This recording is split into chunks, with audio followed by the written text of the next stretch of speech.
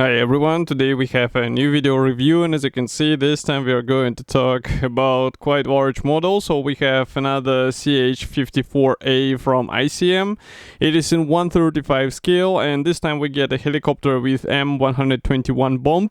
So it's a quite interesting combo in a popular scale, and of course we have a commercial sample here, so it means you will get exactly the same stuff as what you'll see in this video review. So it will be quite an interesting thing to check closer, because we reviewed the previous version. It was just the simple, let's say, empty helicopter. Now we get it with a bomb in the cargo bay, and well, I think it might be a quite impressive build, so that's why I decided to take a closer look. And as you can see, box is still huge, it barely fits into our shot, and here you can see comparison with my hand. We also have quite nice box art here, and the kit number is 53055. So on the side here you will also find some information about the real helicopter and also about the kit. So I will just take a look as well, because it's a bit hard to see this white font on the white background, but I can see that the length will be 774 millimeters and we have 604 parts. So do not underestimate this kit. This is quite a large project and definitely you will need some space for it. I can barely rotate the box on my table, so you should also consider this small fact. But here you can see the aircraft from both sides. So I'm not sure if we get only one marking option here, so it will be also something to check once we will be taking a look in the assembly manual. But what I'm going to do right now is to cut through the stickers, and I'm going to do it off the camera because, well, it's a quite large box and it's a bit tricky to handle, so that's why I would rather do it carefully off the table and avoid cutting myself. But in the meantime, I can also remind you, if you missed the initial release, definitely check it, because it's quite an interesting set in 1/35 scale. I wonder if we will actually see it in the different scales as well, let's say in 1/48, because it would be a slightly smaller model and maybe more acceptable for some modelers who are not into 1/35. Maybe they're just aircraft builders, but we will see. I'm not sure if it was announced, if you already know or you've seen the announce, because maybe I missed it, so feel free to write in the comment section. And finally, I cut all the stickers. Here we got more than usual of those, so quite an interesting change. And by the way, interesting fact about this packaging is that this is not one box. We actually get two boxes, as you can see, stacked under the color printed cover. So then you have to place them together once you will be building the model. So on the first box we have assembly manual and parts. So maybe I will put this box aside, because first it would be worth checking the parts and finishing as usual with the assembly manual, just to understand what we have to do. And well, I'm spending some time trying to arrange all this stuff, because as you can see, it's a huge set and it's kinda tricky to get everything into the right spot. Okay, so first box, you can hear I'm taking out the parts. Okay. And we are going to start with the sprue E. Here we have parts for the nose section, and well, if you saw the previous video review, I think this will be familiar for you, because these are absolutely identical parts, and I guess nothing has changed for this particular version.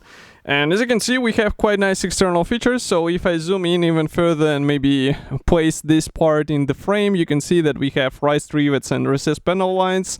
And if we flip over this nose section, we also have some guiding tabs, which will help you with alignment, because this is quite a large assembly and it's definitely good to have such design. So here you can see comparison with my hand, just to give you an understanding of the size of those parts.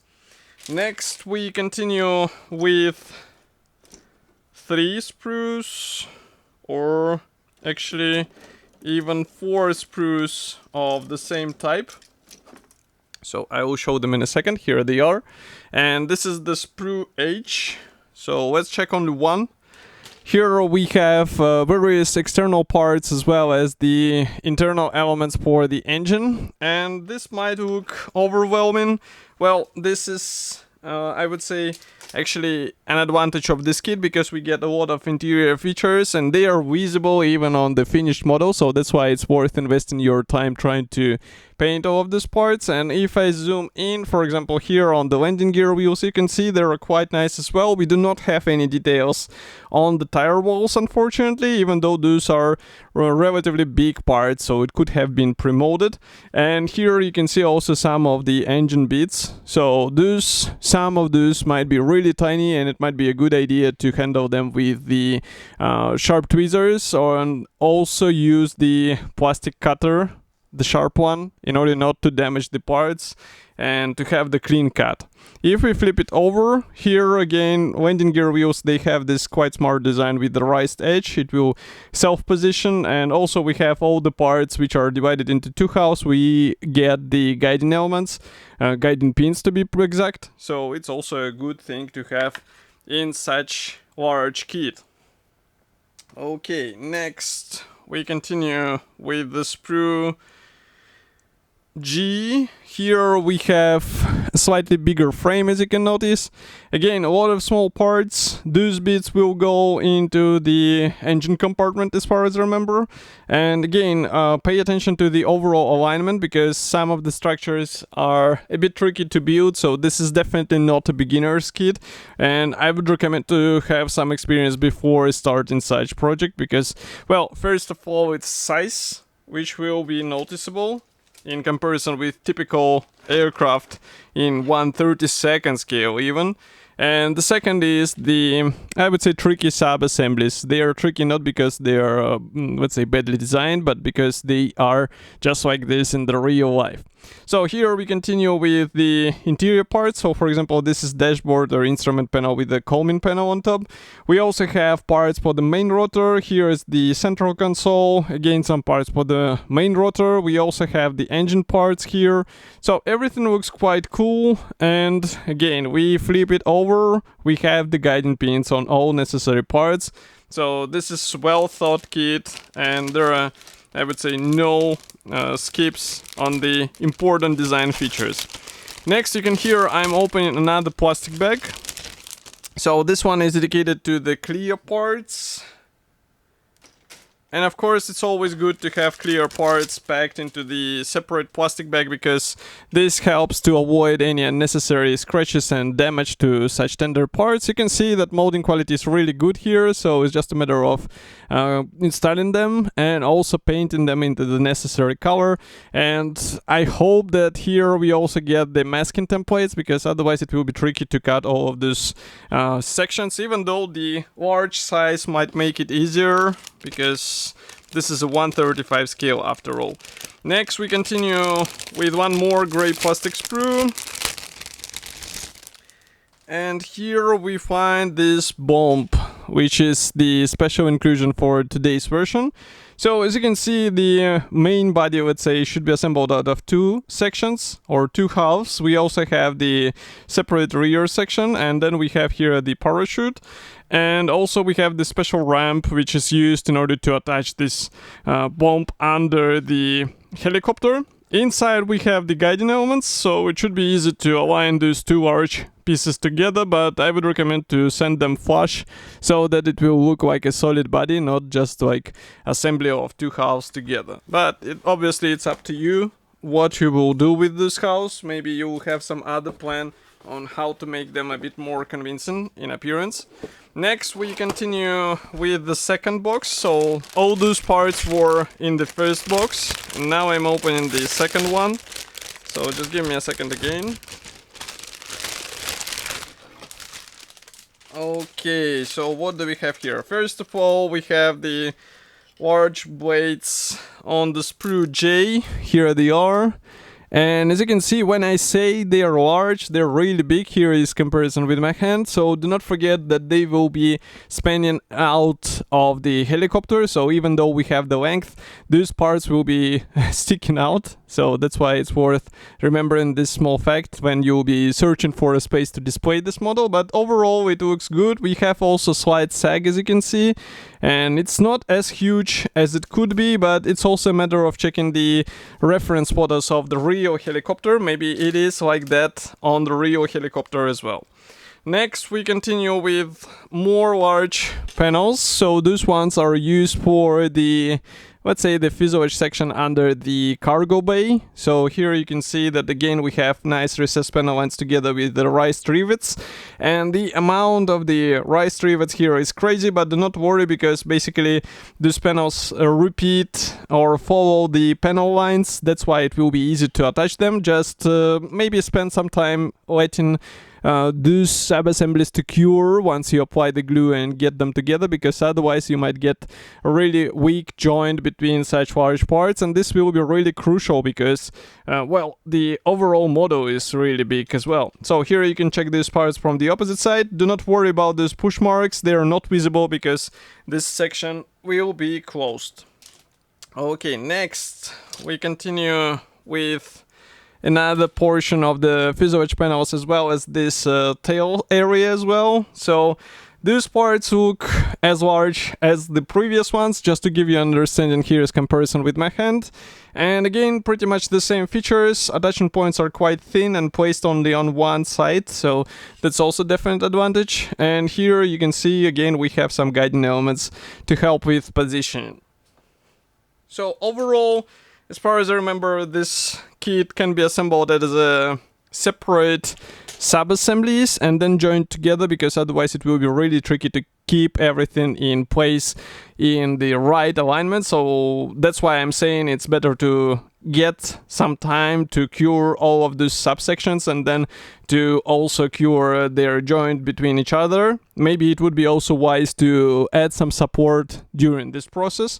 Here what we are looking at are the fuselage sections for the tail area, and I think the design of the real helicopter makes it easier to actually get those parts or to separate those parts in the clean manner and to make it workable in form of the plastic kit. So that's why we have them as large pieces which are just joined between each other. And as I said, there are guiding elements in all necessary spots, so that's why you don't have to worry. And here we have the last gray plastic sprue, so this one is dedicated to additional panels and also parts for the engine compartment, and also I can see the cargo bay area as well. Molding quality looks fine. I did not see any flash even on the smallest parts, so it's just a matter of separating these parts carefully off the sprue without damaging them or making any unnecessary cuts, let's say. Next we have also the small add for the ICM paints. I was showing it in the previous video reviews as well. I used these paints as well. You can see it in the build videos, so there are plenty of colors. Definitely try them out, and there is also a special set available for this helicopter, so it's quite handy because you get all the necessary colors in one box. Next we have decals sheet, which carries all necessary symbols for one marking option. As you remember, we also get decals for the cockpit, but there are no seat belts. So if you would like to get the seat belts as well, you have to get some aftermarket release, because otherwise it's not possible here. Or maybe do it with the masking tape, the classic approach. But of course it's not something what is, I would say, wise idea in a 1/35 scale, unless you can make them really, I would say, natural looking. So here we have the assembly manual. This one is printed in form of large brochure. We have short history note and technical specifications. Next we continue with the parts map. So surprisingly, here is only one panel which will be left unused. All other parts are being employed, let's say, in this assembly, so definitely try not to break them or lose them. Assembly process starts with the front cab, or cockpit. So here we assemble a lot of stuff inside aircraft. So I would say that out of the box you get a lot of features which can look good with a careful painting. And of course there is also aftermarket available, so if you would like to see more on your helicopter, you're free to buy the sets from Edward. They will be definitely handy in case you would like to get a bit more realistic appearance for the cockpit area. Next we start working on the cargo bay area, so here we have also this main winch, as you can see, and we also cut off some parts and drill some parts as far as you can see here, because it will be necessary in order to depict the bomb attached to the helicopter. Default configuration shows the winch in a closed position. Next, here we attach the cockpit to the cargo bay, and also we start closing the sub-assemblies. As you can see, the clear parts go in place. Then we continue with various minor panels on the outer details. Landing gear goes in place, and here we install these landing gear booms from both sides. Note that they will be installed on the special tabs, which will ensure the proper fitment and maybe also increase the overall support. And then we start working on the tail area, so the tail rotor, as you can see here, and also the more parts being installed on the main fuselage section. And after the cargo bay, here we start working on the engine itself. It's being installed on the top, obviously. And then here we install various panels around this area. And it's quite interesting because, as you can see, we assemble a lot of engine compartment bits one by one. So definitely think through how you will be painting this stuff, because otherwise you might end up with things which will be hard to reach. Here, by the way, the next page is dedicated to the engine assembly. There are 2 of them, and here you can see the result. And as far as I remember, they should be enclosed by some panels. Yeah, here you can see it. So again, engines are visible, but it might be worth getting some strategy on what you would like to do with this. I'm just looking that we have also some assembly options, as you can see, with raised radiators, which is also quite a good thing to have in such large kit. And even with these assembly options, we still use all of the parts. And next, we add more minor bits here and there for various actuators and also the pipelines. And here we start working on the bomb. So with the bomb, it will be quite interesting because it's held on the special supports. Then the next page is dedicated to the rear rotor and the main rotor as well. And one more page. Well, here we finish the assembly of the main rotor and we get it on the fuselage. So we have only one marking option, and what's even more surprising here is that we do not get the masking template for the clear parts. This is a bit of a shame because, well, those large sections will require your work in case you would like to have a clean result which will be a bit more convincing in its appearance. Of course, I will be happy to hear your opinion about such release. Do not forget to write it here in the comment section below.